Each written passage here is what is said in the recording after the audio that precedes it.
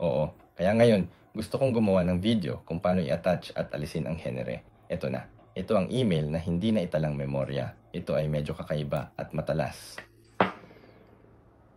Dahil mayroon kang sariling sukat mula noong nakaraang taon, gagawin namin ito upang magkasya yon. May sizes M and L, parang ganito.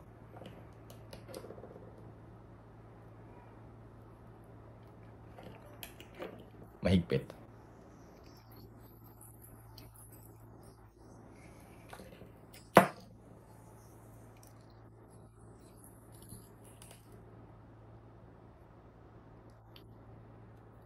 Sa pamamagitan ng pagsupil nito. Ito ay isang bagay tulad nito. Mayroon din ganitong uri ng pagpapatupad ng generele. Madali itong gawin kapag wala ka. Ito ay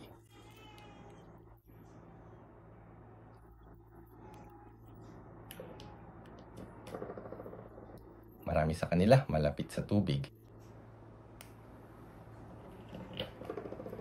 Hilahin ito sa gilid ng tubig.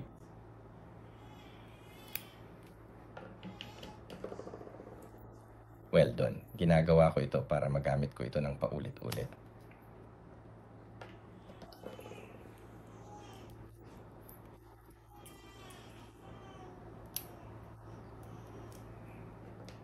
Tapos kapag gusto mong gamitin ulit, ilabas mo lang. Maaari itong idikit at gamitin. Ngayon, kumuha ako ng video kung paano isuot at tanggalin ang linel.